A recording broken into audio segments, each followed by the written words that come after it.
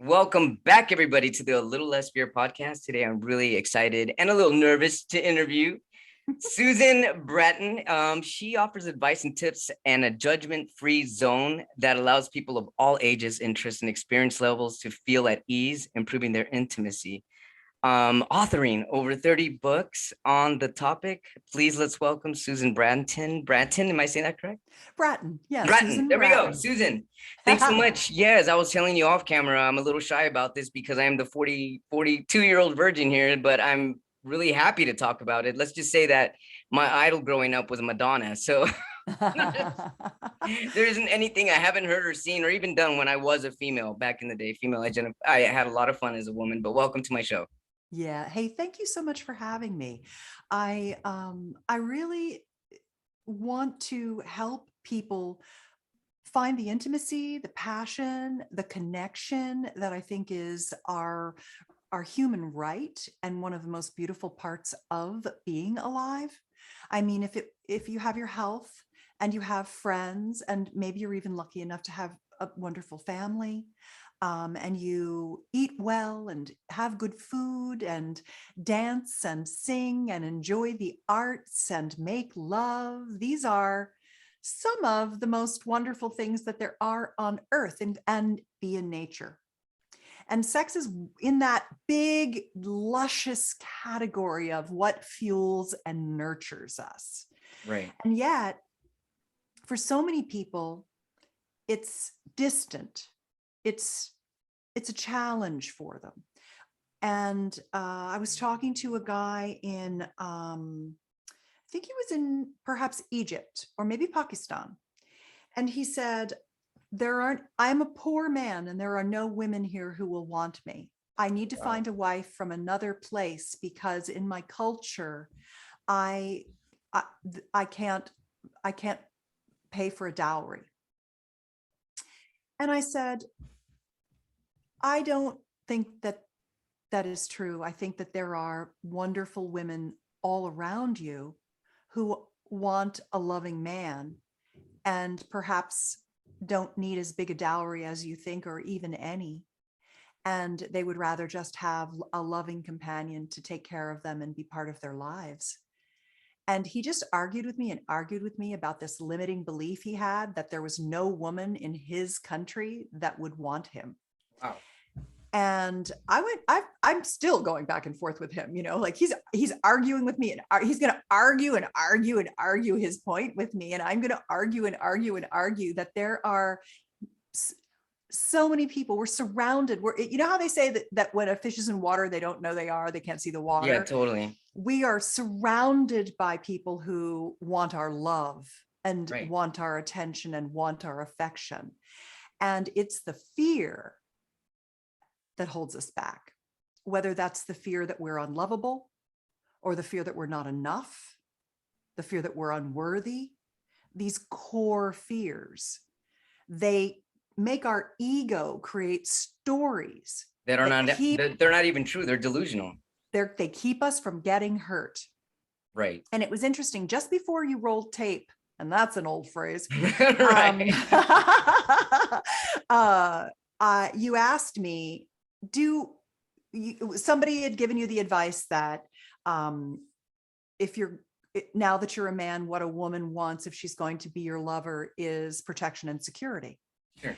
And I want to answer that, because I want to answer that, and I want to go wherever you want to go. But the things I want to talk about with you today are, I want to talk about the difference between being estrogen dominant and testosterone dominant, the difference between the XX and XY chromosome. Yeah. Because you kind of straddle that world. And there are in sexuality, there's kind of nature and nurture. There's how we're born, the dominant hormone. Are we an XX or an XY? Do we have a penis or a vulva? Are we testosterone dominant or estrogen dominant? And that colors our nature. It makes us show up in the world differently. And then there's the second piece, which is what happens to us sexually in the world, whether it's abuse, trauma, shame, repression, ignorance. These are all the contributors to fear. And then there are things like body image issues that make us afraid.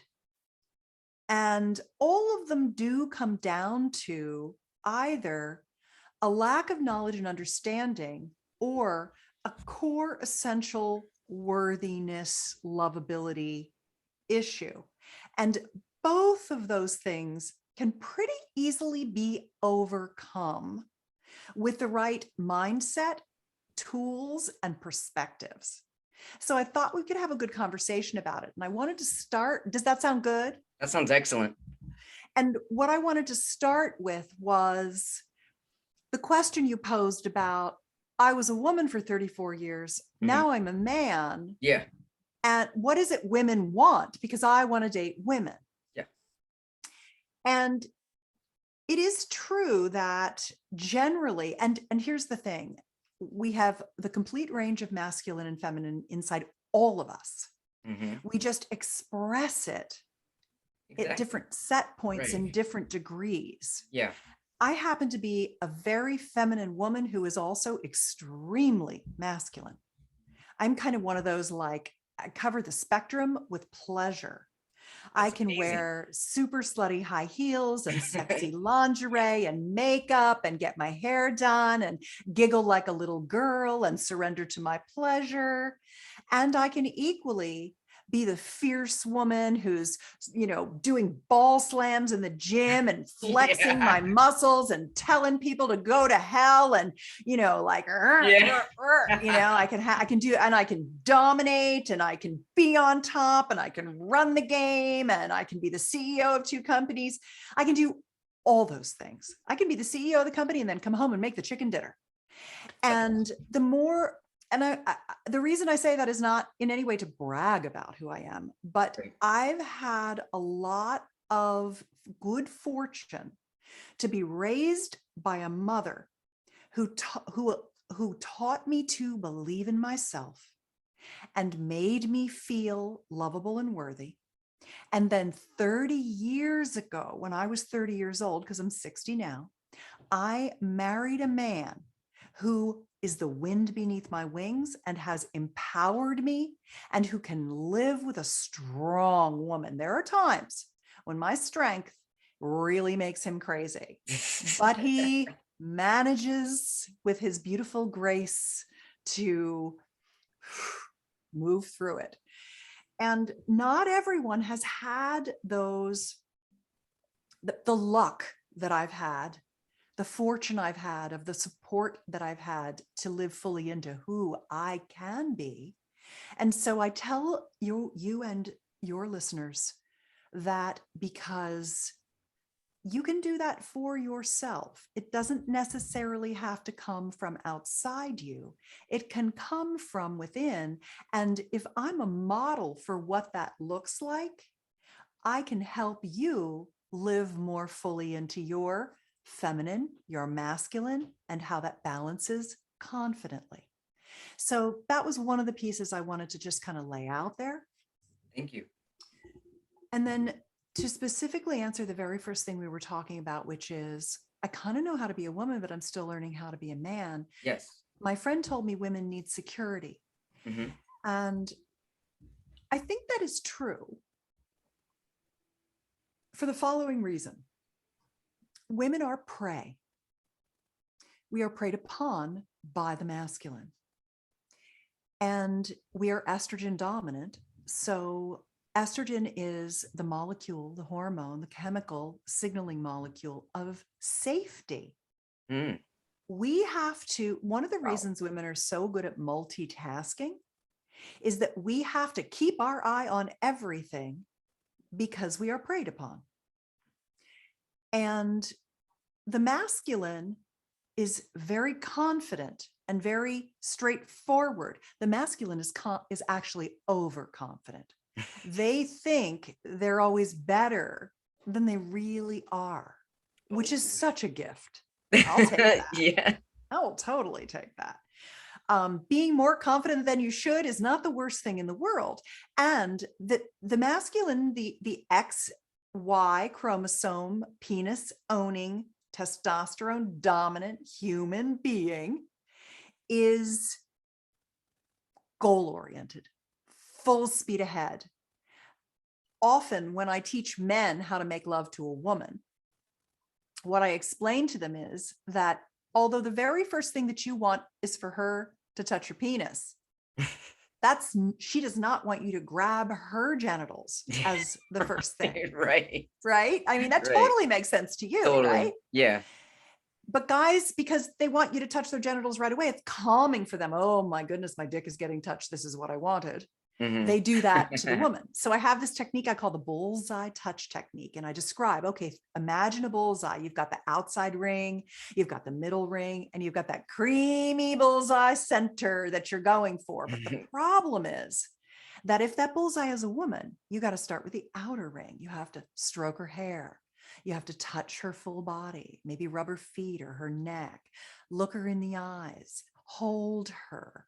Because what women need to get turned on is they need to be held, and you have to create feelings of safety and trust. That makes sense. That you're not going to do anything that she doesn't want to do. And you have to take your time with her, because the masculine, he has a couple of benefits. Number one, he's got more testosterone and a steady stream of it every day. She's on a 28-day cycle. She runs with the moon. Right. So true. And so there are times when she's more turned on. She's got a 5-day horny window around estrus. Yeah. And other times when she would have sex, but you kind of have to get her there. And then once you get her there, she's like, I'm so glad I had sex, but I didn't want it when we started. So that's why women require some seduction, which means moving them toward their pleasure, because they don't start out ready to go, ready to hit the center of the bullseye already hard. Right. Guys have genitals that fill with blood really fast. I mean, that penis, it gets erect. Where women have the same amount of erectile tissue, because our sexuality runs on blood flow. We've got 5 liters of blood in our body, and it's not in our genitals until we start getting aroused. And for the masculine, those long straight chambers in the penis, the blood flows in and locks off, and they have an erection. Where a woman, she's more like an English muffin, and she has, you've got to get the muffin out, cut it in half, and get the toaster out and put it in. It pops up. It's not quite brown. You got to pop it in again, but then you have to push the button early because then you have to she's butter ready it to up, go. make sure it melts. You don't want to burn the muffin. And then you put the butter's cold. Right. You put it on, you smash the 2 sides together, and then you wait for it to melt into all the nooks and crannies. That's the blood in a woman's genitals, because we have the same amount of erectile tissue, but it's wrapped around our vaginal opening. There's a clitoral structure, the urethral structure. It's dispersed. So we need more time to get turned on. We've been rushed for sex our whole lives by men who are already hornier and goal-oriented than we are. Right. And so is a woman looking for a man to provide to provide security and trust? I mean, I think yes. Yes, a woman is. She has to believe that you come with a loving heart, that you'll go at her pace, that you're not going to hurry her, that you're not going to do anything that will hurt her. These are very important things that you're not going to give her STIs, that you're not going to get her pregnant. I mean, these are the things that make women hold back. And so reassurance, for sure. Reassurance, communication is very, very important to the female. What a woman's looking for is she's looking for balance. She wants to know that you adore her and that you find her sexually irresistible. And she wants to hear the words. It's very important to talk to women. And men are generally, you've heard a man a few words. Yeah. Testosterone doesn't enable articulation. Right. Women are the ones that run circles around men verbally in the grand scheme of things. Sure. And also, Lino, remember that everything that I'm saying is really generalities, because we are all on a spectrum. Mm-hmm. We Oh all yeah. have different life experience. Some of us are chatty Cathy males, and some of us are Mm-hmm. stoic women, right? Right. So this is not tried and true. These are So like true. rules of thumb, but Right. every person's different. But I think it's good to talk in generalities because it gives you a starting point for understanding the opposite sex and being less confused about why they act the way they act. So the very first thing is that when you are connecting with a woman, understanding that she's coming from these perspectives is super helpful in making that love connection with her. I love this. Yeah. So This you is don't have to fantastic. be masculine. You have to be comforting, trustworthy, communicative, joyful, vulnerable, heart connected. You have to care about her. You have to care about her well-being and her happiness and her satisfaction. That's what she's looking for, not a he-man. Although some women like, everybody likes their bears. Their Yes, a bears are lot of bears people and like people bears. like them. I Yeah, like a they do. bear. That's a thing. Bear's a nice thing, but you don't have to Or be a werewolves, bear yeah. to be a Hmm. man. Or a vampire.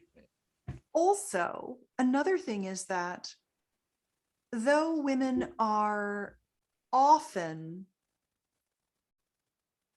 in their sexuality less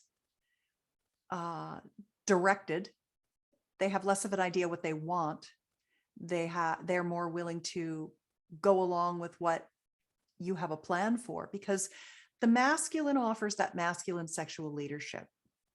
He provides the vision for the date. He has a game plan. He makes her offers. Would you like to have a glass of Chardonnay? Would you like to snuggle on the couch? Would you like to go in the hot tub? Would you like me to brush your hair? Would you like me to rub your feet? Would you like to have a makeout? Can I give you a breast massage? Whatever those things are, you have to understand by using by using vigilance, looking at where she is on the arousal ladder. Is she like, it's your first time, you're still getting to know each other? Have you had a few dates? Are you starting to ramp it up? Can you make slightly bigger offers? The small offers are foot rubs, Chardonnays, hot tubs. The bigger offers are makeouts, breast massages, that kind of thing. So what you want to do is see where she is and what she might be open to, and offer her a few menu items. That's masculine sexual leadership, using the vision of what's possible with your vigilance about where she is in her arousal and her connection to you, to give her options that she can say yes to. Because the more you give a woman opportunities to say yes, the more yeses you'll get, and the more you can escalate into things that will turn her on more and more and more. So you can have this real hot, great, sexy lovemaking rooted in trust, because you're not making her these, do you want to have sex? Can I stick my penis in your vagina? Yeah. Like, no, I am still Yeah. not ready for that. Right. Yeah. And I'm turned off now, because most of the time something like that would turn someone off. Exactly. But men regularly do that because that's the offer they'd like to get, because they're ready to go, because they're way What are ahead. your most common complaints, Susan? What do you mostly get? I need advice on this. What's the Yeah. most common I need advice question? Well, I would say number one is my wife doesn't want to have sex with me anymore. And that's partially because he's constantly just asked for sex instead of understanding how to seduce her and how to give her, how to work her up the arousal ladder. And he hasn't done enough foreplay, and he hasn't made sex fun, and it's been repetitive, and she hasn't Mhm. had an orgasm from intercourse, and he has, and she gets sick of it. That's one. Another one that I get a lot is, how do I please a man? What do I do to please a man? I want to do a great job for him. He's always focused on giving me pleasure, but I'd like to turn the tables and give him pleasure. And that's when I'm like, we'll touch his dick. Yeah, right. Easy enough. That's all you have to That's do. super super simple, honey. Yeah. Touch his dick, touch his dick, touch his dick. Not really. I'm making light of it. But you know what? In hindsight, that's true. And if you were to say something like that to a woman that asked you that, how would they respond to that? I've already tried that. It's not working. Well, for the most part, these are women who already have a pretty good sex life and they just want to begin reciprocating and they want to move into being a little more switchy, not just being on the receiving end, not just lying there, but being an active participant. And so it's funny, I'm just writing an article. I write a monthly column, a sex advice column for Gentleman's Way magazine. That is distributed in doctors' offices, and it's for the Gainswave company, because I teach a lot of guys how to reverse erectile dysfunction and a lot of women how to reverse vaginal atrophy, and people how to fix loss of sensation with age. So Wow. what I really cover are That's a lot of mind work. It's mind to body. Yeah. You can't have good sex if I have three legs to the stool of what I'm really good at. One is sex techniques, how to transform having sex into making love, passionate lovemaking techniques, feel good orgasm skills. And then the second, like bedroom communication skills, how to feel comfortable and confident talking about what you need when what you need is different every day. Yeah. And you always have to be in tune with your partner, and you each have to be in tune with your own bodies and what they're telling you they want in the moment. Right. So you can have a free flow of comfortable communication in every moment. Third leg of the stool is, if the parts aren't working, ain't no sex happening. So how do you fix the parts? I teach a lot of regenerative treatments and therapies, and Gainswave and FemiWave are what kind of turn back the clock and fix those atrophied and aging genitals that start to have issues. And so in Gentleman's Way, I'm just finishing up an article about being switchy, which is if you've been primarily receptive and feminine, how can you switch and be more on the I'm running the bedroom game? What does that look like as a woman?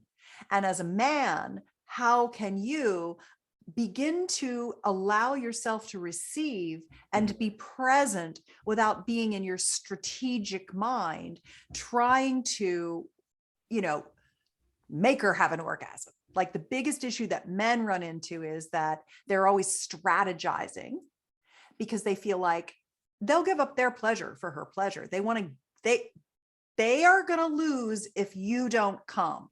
And then there's all this performance anxiety, because he's either worrying about something that happened in the past, or he's catastrophizing the future, which is where the fear sets in, where the performance anxiety sets in. So guys lose their erections, they get all bollocksed up, they can't come, they can't get to climax, because they're literally just not relating in the moment with their partner and playing off their partner.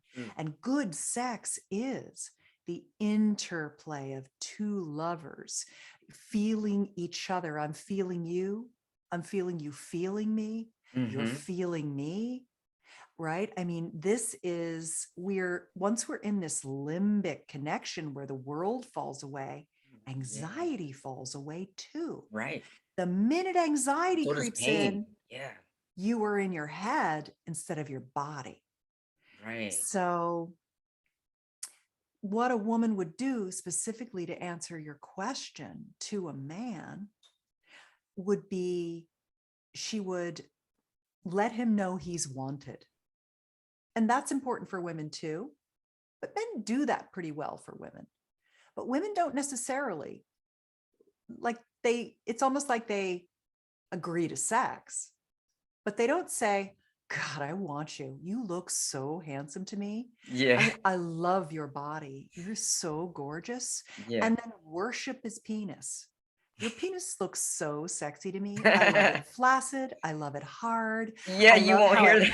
kind of hangs down like a Yeah. horse's dick. Yeah. I love the way you have like a lot of skin that I can slide my hand up and down. It feels so nice. I love the Yeah. velvety texture. I love the color of your penis when you get really turned on. Oh, I love how you can see the 3 little chambers of your penis. It kind of is heavier on the bottom. That looks so pretty. I love how smooth the head is. Your balls are gorgeous. I love how you shave and manscape. It makes me so happy. Manscaped. I love the veins on your dick. It's so mouth-watering. You have a gorgeous cock and I love it in me. Like that is Yeah. so cathartic to a guy.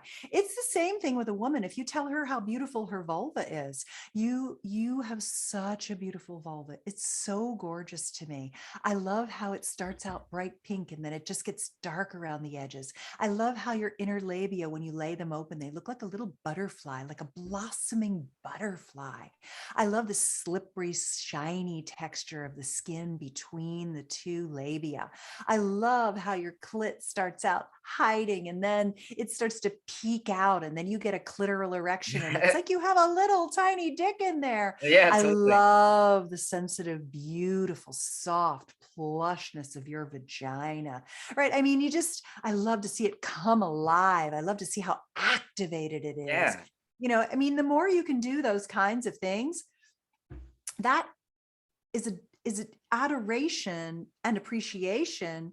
And it's not dirty talk, but it's definitely sensual and sexy. And Mhm. it lowers everyone's fear because everyone has some genital shame. Everyone has that. And there's not a person who doesn't have genital. I mean, there's maybe 3 people who don't have genital shame. I don't know Yeah. who they are. Everybody's worried, but boy, if you saw as many penises and vulvas as I do, because I just got my Instagram shut down and I think it got hacked and then something got posted and then they shut it down and I'm super sad, but it could be that so many people send me dick pics because I'm an expert in helping men with reversing ED and penis enlargement. And hey, what's this thing on my dick and who should I talk to? And I don't know, like they'll talk to me and they won't talk to their doctor. And Right. sometimes I'm 'Cause they like, you feel got to safe go to with the you. doctor, Yeah. But some men are just like, how does it look? I don't know. I only see porn and I don't think I measure up, And so I really understand that men are at least willing to ask me, how does it look? I don't get vulva pictures from women. I don't get pictures going, how does my vulva look? Mhm. They're not even there yet. They're not Right. even That's true. looking at their vulva or appreciating their vulva the way Mhm. men. And part of it is that it's a lot easier to look at a dick. But part of it is that men do seem to love their penis, generally are more proud and more connected to it than women. And I actually think that it's not necessarily that it's an outie versus an innie. I actually think it's that men masturbate so much more frequently than women Oh, yeah. because men have this kind of biological drive to keep their sperm topped off Mhm. because they have to be ready when she's ready because they can't tell when she's going to want to have sex That's true. because that's just impossible to track with women. And so that's why you have to keep making her small offers and ratcheting them up because she probably is willing to have sex all the time, but she's never ready or hardly ever ready to Mhm. do that. But because men are constantly masturbating and they're self-pleasuring, they're seeing their genitals more Oh, than yeah. women are. And so I think women are ahead in understanding that these are kind of like my trends that I notice. Women are generally ahead in understanding that they're multi-orgasmic, that they could learn how to have different kinds of orgasms because the human body, no matter if it's XX or XY, can have 20 kinds of orgasms. Wow. 20. And the 20th one is called wild card because literally Well, the sky's the limit like on the what kind of Uno stuff game, you can huh? come, right? But there's different locations you can touch, there's different orgasm techniques, and there's different tools and toys that can create and generate different experiences. And so between those, there's about 20 different ways the human body can achieve climax. And women are kind of like, oh, I can have a clitoral erection. I could have a vaginal erection. Oh, I could have a G-spot orgasm. Like, oh, okay, I see there's different ways. Where men are like, oh, well, I climax and ejaculate and that's my orgasm and I'm good. Yeah. They are missing out on becoming multi-orgasmic, having nipple-gasms, Oh having yeah. prostate, P-spot, blended, male multiple, energy, I mean, there's so many kinds of orgasms that men can have too. And so I think it's just that we're evolving all the time and expanding our sexual potential. Mm-hmm. And now that there's sexologists and people like me out there, and there's workshops and there's classes and there's online programs and there's books and there's, Instagrams and there's videos Yeah. and YouTubes, and people are getting out from underneath the repression and the shame that's been holding us back and creating the fear and the performance anxiety and the body issues and the genital shame that has been the norm. But we're getting through it together as we raise the consciousness of how beautiful sexuality can be generally. So you've seen, would you say that you've seen quite a shift with that, with the openness and sexuality Yes. within like the last, how many years have you seen there be In a the shift? last 20 years since I've been, this is my second career. So in my mid 40s, I pivoted from being a Silicon Valley tech executive to starting a publishing company that published passionate lovemaking techniques. And I did that because I almost lost my relationship with my husband of over a decade because I wasn't having orgasms and he was from intercourse, and I didn't want to have intercourse with him much anymore. And he was super frustrated. And we're like, well, what are we going to do? We need to fix this. Let's learn how. And when we learned how, we're like, this is so easy. Why doesn't everyone just get taught this stuff? And that was like, that's it. I am creating a company and I'm just going to teach everyone how to make love. That's interesting you bring that up because when my parents were splitting up, I had a conversation with my father and I was like, why are you leaving mom after 48 years? That's crazy, Yeah. And he's like, well, she won't have sex with me anymore. Yeah. And I was like, and he goes, well, that's the reason. I was like, Yeah. wait a minute, what? And it happened, and I couldn't believe that was his response to me. It really actually hurt me because I couldn't believe it was something so simple, like something you can actually work through, but he didn't. And I wonder, had they gotten the therapy, had they gotten a sex coach, like would they still be together? I'm not sure, but I hear the story a lot where people have been married after so many years and sex is non-existent. Yeah. And that's mostly that orgasm gap. Dr. Lori Mintz did a TED talk called The Orgasm Gap, which is the delta, the difference between how easy it is for a man to have an orgasm from intercourse and how difficult it is for a woman to do the same. And what happens is that I have a whole series on penetration, orgasms, and intercourse called Crossing the Gasm Chasm, how to close that orgasm gap. And what most people don't understand is that orgasms from intercourse are a learned skill, and that all women can have them, all bodies can have them. And all that erectile tissue wrapped around the vagina just needs to be fully engorged, filled with blood. So she has an erection. She has to feel comfortable. He has to understand how to penetrate her. This is something that might be quite of interest to you, Lino. Mm-hmm. I recently did a series called Making Whoopee 3.0.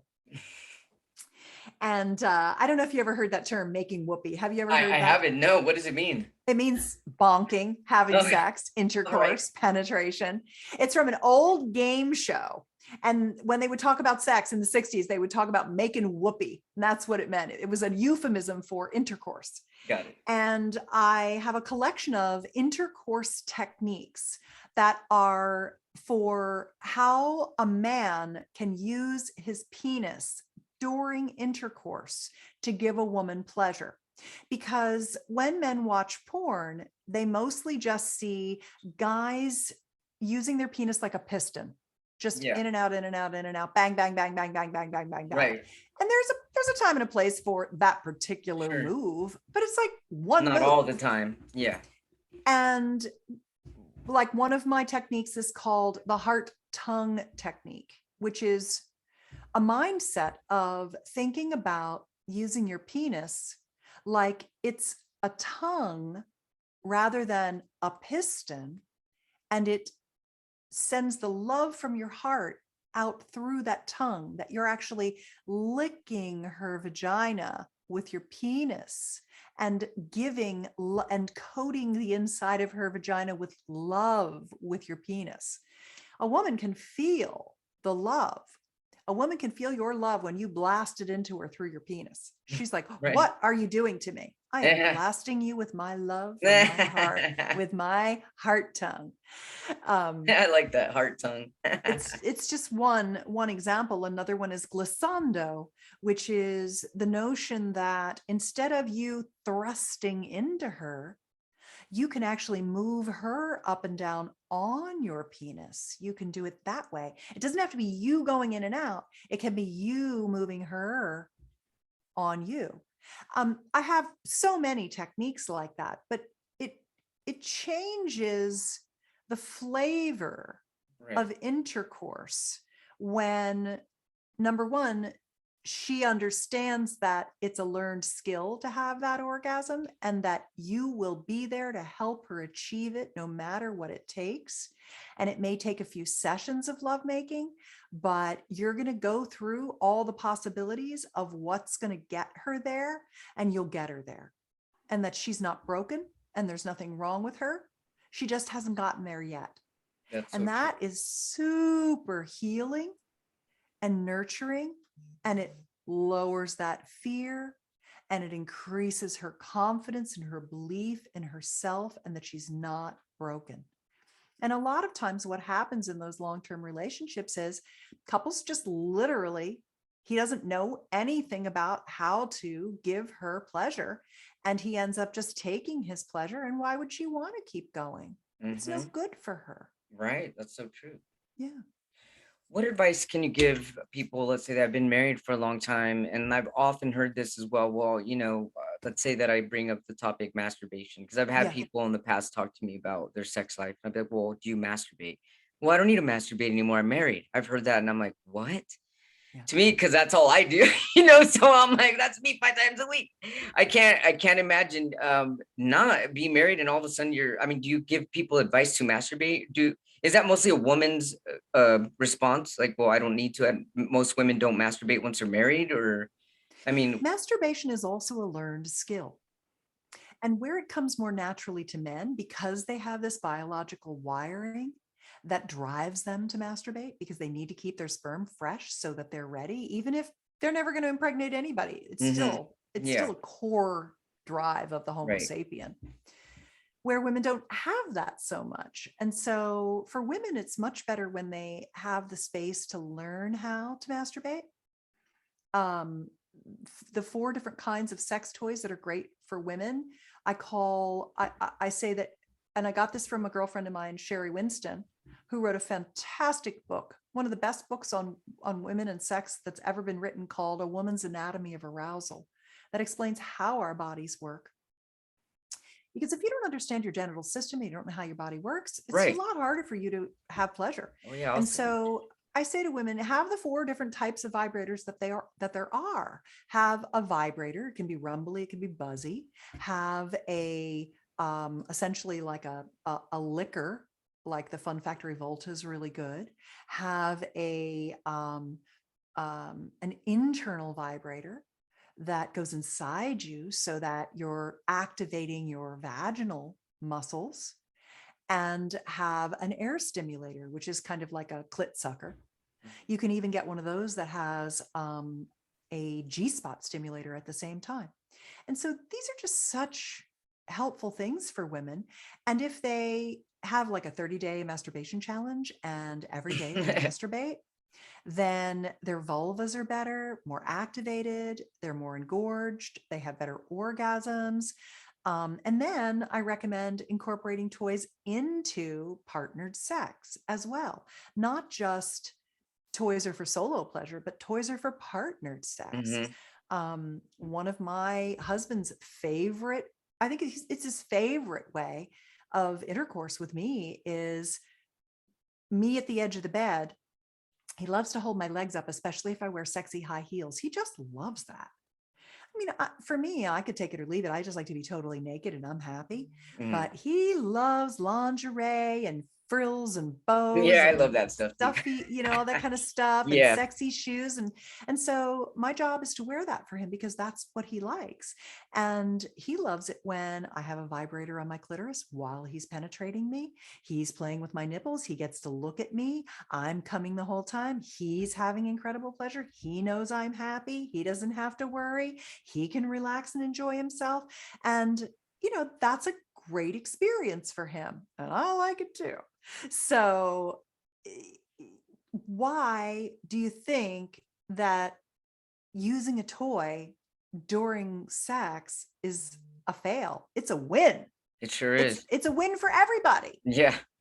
So there you go. Susan, what an incredible interview. I feel like I can keep going, keep talking, asking more questions. Actually, I do have another question. Sure. So I also feel, and this is also coming from somebody, me personally, I'd lost my urinary bladder from a genetic disease that I have. And since I lost my urinary bladder, I have more pelvic pain. Uh-huh. I have two organs. I have a vagina and I have a penis. Yeah. And I love being intersex. It's like the best of both worlds, to be honest with you. And I always feel like if men could, if they knew what they're missing, they would want the best of both worlds, honestly. Yeah. But I'm coming here now to talk about pelvic pain, because when I Yeah. open up the doors talking about pelvic pain with doctors open up to me and they tell me how many women are actually coming more often these days within the last 10, 15 years with pelvic pain, sex and pelvic pain. And I'm wondering if the techniques or even masturbating more for women would alleviate some of that pelvic pain. Well, it really depends on what the pelvic pain is from. Is it nerve issues? Is it from a hysterectomy? Is it polycystic ovary syndrome? True, Is very it true. tight muscles and stress? There are vulvodynia. There are so Countless, many yeah, reasons for pain that I think it's very, very important to go to a pelvic pain specialist specialist. and identify the root problem, if it's a neuropathy, what have you. And then looking at what the modalities for releasing that pain, clearing it up, finding the root problem and handling it. Mm-hmm. So that's the step I would take, would be looking for a pelvic healer in your area and going to them, because there are so many and they do incredible work. And there's so much complexity in there that you really need someone. Pelvic healers are very functional medicine oriented. Mm-hmm. They're going to go over everything, and they're going to find the root cause of the pain and try to stop it from the root rather than covering it up. Oh yeah. And gynecologists are really not given enough education for the most part, unless they've done supplemental trainings, Mm-hmm. to handle pelvic pain. That's why I think that pelvic healers are really the way to go with that. I like that. Thank you. Yeah, Yeah. that's been kind of a hot topic lately. I've been seeing in all around, even with like transgenders, like MTF, FTM. It seems like pelvic pain is it's pretty evident. Maybe it's always been there, and people just really haven't been exploring it to now. Yeah. Is there anything else you'd like our viewers to know? Let me think about that. Oh yeah, there's something that I'd like to say, because one of the things that we were really talking about in a kind of at the macro view in this conversation together was that the large majority of us have a lot of sexual fear, insecurity, performance anxiety. Performance anxiety is a term that's kind of attached to the masculine when he can't get hard because he's nervous. Mm-hmm. But women have as much concern and performance anxiety. Am I going to be able to come? Is it going to feel good? Is he going to like my body? Does he love me? Does he care about, like everybody across the gender spectrum has fear and anxiety around their sexuality. So it's a human condition. Mm-hmm. And the solutions are getting to the core of what it is that are your issues. Was it trauma? How do you heal it? Was it abuse? Was it shame? Is it lack of knowledge and education? I can guarantee you a lot of it is for people because we don't get sex education. We get fear-based abstinence sex education, right? That's what we get. We don't really learn anything about making love, connecting hearts, how the parts work together. We get taught how not to make a baby and how to be afraid of an STI. Yeah. That's what we get taught. Exactly. Fear-based. One thing I would also say is that a lot of people have kind of pent up anger at their parents. Well, my parents never told me anything about sex. Well, first of all, your parents didn't learn anything about sex. Secondly, They were the blind leading the blind. You lucky you got born. Right. And it really wasn't their job, frankly, to do that, because when you were of the age to really be able to learn it and apply it, you would just have rolled your eyes the whole time and you wouldn't want to hear it from them anyway. Totally. So forgive them and forget that and take it on yourself, because your sex life is one of the most beautiful things in your life and can be one of the most fulfilling, nurturing, enriching, soul satisfying, orgasmically pleasurable experiences of life. But nobody knows how to really do it. They are learned skills that come with practice. And when you practice, you will screw up, and the screw ups are what you laugh about later. So the perfection is in the imperfection. It's like wabi sabi. My girlfriend Ariel Ford wrote a book called Wabi Sabi Love. Wabi sabi is the beauty in the vessel that's cracked. The crack when it's repaired is the most beautiful part of it.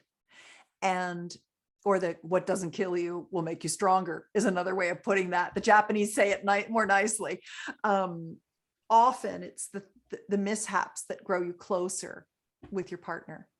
And it is our job to learn about our sexuality and to create and co-create experiences for growth, and to keep trying new things and learning new things and enriching ourselves and our partners.